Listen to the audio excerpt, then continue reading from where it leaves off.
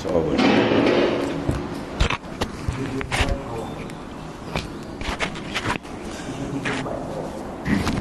حضرة النبي المصطفى رسول الله صلى الله عليه وسلم. شكرا الفاتحة. أعوذ بالله من الشيطان الرجيم. بسم الله الرحمن الرحيم. يا نعبد وإياك نستعين. صراط الذين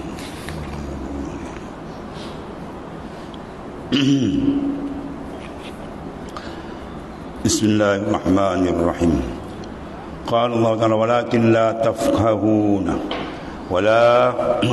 لا تفقهون tasbihahu. Tapi sayang kamu tidak mengerti pujian tasbih mereka itu. Adapun orang-orang yang singkat fikiran maka tidak dapat memahami sekali-kali. Dan orang-orang yang muqarrabun yang hampir kedudukannya dengan Allah Subhanahu wa taala dan ulama-ulama yang mendalami pengetahuannya tidak akan dapat memahami akan hakikat dan kesempurnaan sesuatu kerana tiap-tiap sesuatu itu mempunyai kenaik saksian yang bermacam-macam untuk mengkuduskan Allah Ta'ala dan memujinya. Masing-masing dapat mengetahui sekadar akal dan mata hatinya. Menghitung-hitung kenaikan saksian itu tidaklah wajar dengan ilmu muamalah. Dan juga pengetahuan ini termasuk di antara pengetahuan yang berlebih kurang dari ahli-ahli zahir dan ahli basirah, yang mempunyai mata hati pada pengetahuannya. Dan kelihatanlah padanya perbezaan batin dan zahir. Mana pendapatan mereka tidak sama, ada yang lebih, ada yang kurang dan seterusnya. Di dalam makam mana kedudukan ini, bagi ahli-ahli makam ini mempunyai keroyalan dan kesederhanaan. Dari yang bersifat keroyalan itu mengenai penyingkapan yang zahir, sampailah dia kepada mengubah segala yang zahir itu beserta dalil-dalil atau mengubah teman-teman menggubah gitu. Bukan mengubah, mana ubah, mana mengolah. Sebahagian besar daripada sehingga mereka membawa firman Allah Ta'ala wa tukallimuna aydihim wa tashhadu arjuluhum. Artinya tetapi tangan mereka berkata-kata kepada kami dan kaki mereka menjadi saksi. Dan juga firman Allah Ta'ala wa qalu li juludihim lima syahidtum alaina qalu antakanallahu alladhi antaka kulla syai'in. Mereka berkata kepada kulit, mengapa kamu menjadi saksi kepada kami? Jawabnya, Tuhan yang menjadikan segala sesuatu pandai maha mengetahui. Berkata, itulah yang menjadikan pandai. Berkata, Allah Ta'ala suruh benda tu berkata, boleh. Esok di tangan kaki boleh bercakap, boleh bercakap. Tuan bubuh sifat kalam. Sebab kita bercakap bukan dengan mulut, kita bercakap dengan kalam, sifat kalam, sifat perkata yang Tuhan letak di lisan. Kalau Tuhan tarik sifat itu, maka lisan kita tak boleh bercakap, yang jadi bisu walaupun mulut dia ada. Jadi bercakap bukan dengan mulut, bercakap dengan sifat. Bila Tuhan letak sifat itu di tangan, tangan boleh bercakap. Letak di kaki, kaki boleh bercakap. Itu dikatakan besok pada hari yang mana Tuhan berikan percakapan. Wa tukallimuna aydihim, dan bertakallum, bercakap akan kami oleh tangan-tangan mereka. Wa tashhadu arjuluhum, dan naik saksi pula kaki-kaki mereka. Maknanya pengetahuan itu berbeza-beza mengikut kadar yang diberi oleh Allah Ta'ala. Zahir secara zahir, yang batin pun secara batin. Sebab itu manusia jangan menhadkan orang. Ya, orang-orang semua tak boleh, dia je lebih, itu salah. Banyak orang perangai yang macam tu, dia perasan dia lebih. Sedangkan dalam surah Yusuf terang, wa fawqa kulli zi ilmin alimun. Atas orang alim ada orang alim lagi, atas orang alim ada orang alim lagi. Allah yang paling tertinggi tak ada boleh lah para Nabi Rasul, dan kalangan Nabi Rasul pula paling tinggi tunggal, itu Rasulullah SAW, paling hebat, paling mengetahui segala-galanya. Ya. Timpakanlah kepada kami air sedikit atau berilah sedikit rezeki makanan yang diberikan Tuhan kepada kamu. Ya, ini telah nukilkan di sini apa? Seperti asal jawab tadi oleh malaikat munkar nakir mengenai timbangan amal, titian, hitungan, menghisap, perdebatan antara penduduk neraka penduduk syurga. Di antara ini afidhu alaina minal ma'i au mimma razaqakumullah. Bila Allah Ta'ala bukakan salah satu daripada jenis azab dalam bentuk jiwa mereka, selain jasad mereka dibakar, jiwa mereka pula terbakar juga, tertekan. Bila mereka dalam keadaan azab sangat dahsyat, hausnya dan sebagainya, Allah Ta'ala tunjuk pada mereka pula ahli syurga yang sedap makan minum dengan lazat. Oh, lagi tekanan dia. Kalau kita haus duduk seorang tak boleh tahan kita ni. Tapi tengok orang makan cendol, dah aku tak boleh makan. Dia tekak dia macam melitik dia nak makan, tak boleh makan. Maka diminta, afidhu alaina, tuangkanlah sikit kat kami, tak tahan ni dalam api neraka panas. Jadi maknanya itu satu tekanan dalam bunyi. Dan menunjukkan bahawa tidak ada persamaan di akhirat, begitu jugalah. Ada yang ke syurga dan ada yang sebaliknya. Jadi mereka mendakwakan bahawa itu semua adalah dengan lisanul hal, mana lidah kelakuan, dan segulungan lain bersangkaan menutup pintu pertakwilan. Di antaranya Imam Ahmad bin Hanbal yang melarang pentakwilan firman Allah Ta'ala kun fayakun, adalah engkau lalu ada ia. Nak takwil macam mana? Gulungan ini mendakwa bahawa adalah pengucapan dengan huruf dan suara itu wujud pada Allah Ta'ala setiap detik dan ketika, kun gitu.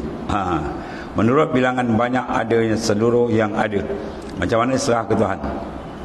Sehingga aku mendengar sebahagian sahabat Imam Ahmad mengatakan bahawa Imam Ahmad itu menutup rapat pintu pentakwilan selain pada 3 hadis Nabi SAW. Pertama, Hajar Aswad itu tangan kanan Allah di bumi. Diriwayatkan oleh Hakim dan Abdullah ibn Amr. Mana tangan kanan bukan mana tangan betul, itu isyarat sajalah, mana kemuliaan. Kemudian hati mukmin itu di antara 2 anak jari, dari anak jari Tuhan. Bahawa Tuhan ada nak jari macam kita, jangan bayangkan jari macam kita. Itu jangan takwil serah ke Tuhan apa maksudnya. Maksud di sini kalau sengaja takwil bahawa hati orang mukmin itu adalah antara anak jari Tuhan. Maksud dia apa? Dalam genggaman Tuhan. Maknanya dia yang membalik, yang muqallibal qulub sambil qalbi ala. Tuhan yang membalik-balikkan hati. Mana hati itu dalam genggaman dia, dalam kekuasaan dia. Sesungguhnya aku memperolehi dari Tuhanku yang mana pengasih penyayang, pada pihak kanan. Jadi maknanya ada kanan kiri depan belakang itu sifat yang layak dengan makhluk. Maka maha suci Tuhan dia sedemikian. Maka 2 kaul, satu takwil setengah macam Imam Ahmad, dia serah terus, dia tutup habis pintu takwil, dia terserah kepada Allah, makna dia serah Tuhan. Dan yang kita pegang bahawa Tuhan dengan makhluk tidak serupa. Itu je. Dari tidak apalah dengan larangan ini, dan diakui dengan demikian. Itu riwayat perjalanan hidup ulama-ulama terdahulu. Mereka yang mengatakan lalukanlah sebagian yang datang. Sehingga Imam Malik radhiyallahu anhu menjawab ketika ditanya kepada tentang istiwa, Ar-Rahmanu 'alas arsis istawa. Istawa itu mana? Istiwa itu macam mana? Kalau kita istiwa duduk kan. Caranya tidak diketahui. Beriman padanya wajib. Bertanya tentangnya bid'ah. Imam Malik jawab apa? Kaifiyatuhu majhulah. Al-imanu bihi wajib. As-su'al anhu bid'ah.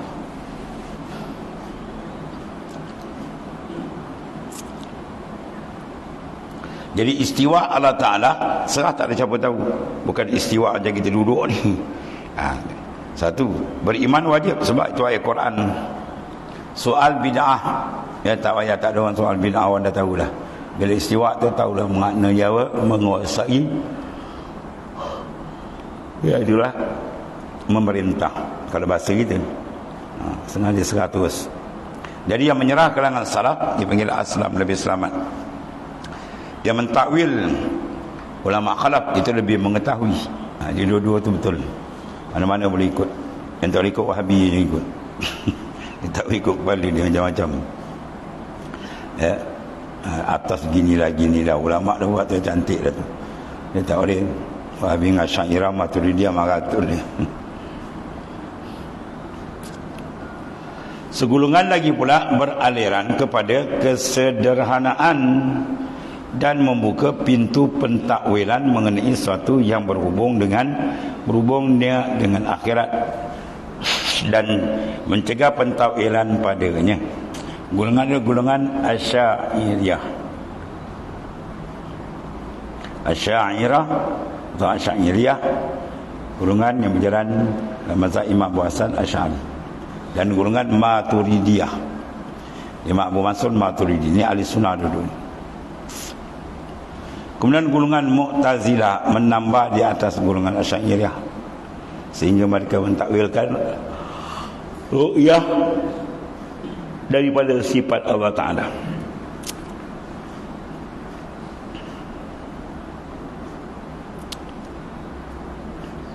Mana ayat yang jelas Quran kan, wujuhun yawma izin nadhirah ila rabbiha nadhirah. Wajah orang beriman berseri-seri kepada Tuhannya ia melihat.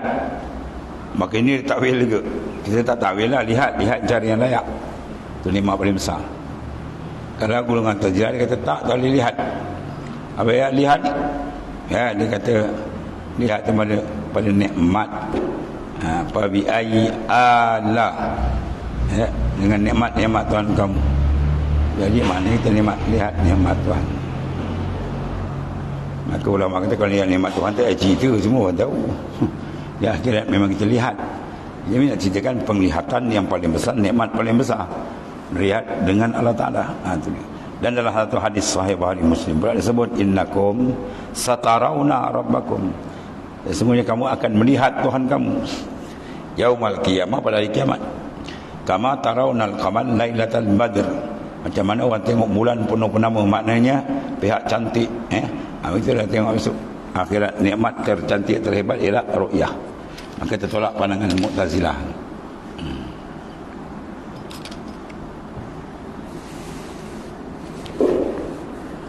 Mereka mentakwilkan adanya Allah Ta'ala mendengar dengan melihat.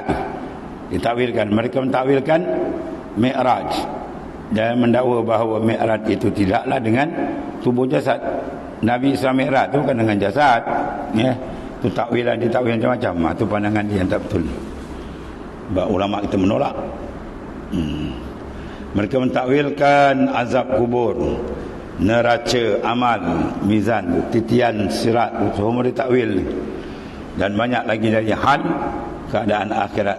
Tetapi mereka mengakui adanya pengumpulan segala jasad di padang mahsyar syurga dan kelengkapan syurga dengan makanan-makanan, buah-buahan, wanita dan dikahwini dan segala macam kesenangan yang dirasakan. Tu Mu'tazilah di situ beriman dan tak melihat tu ditakwil.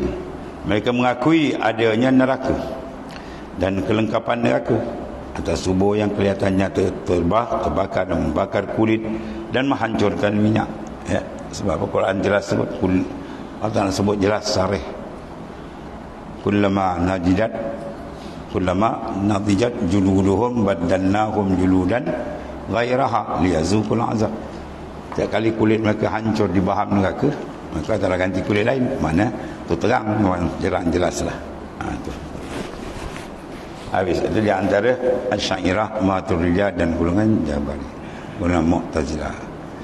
Dan termasuk meninggikan mereka itu kepada batas ini ialah ditambahi dengan golongan filsuf dan termasuk wallahu a'lam.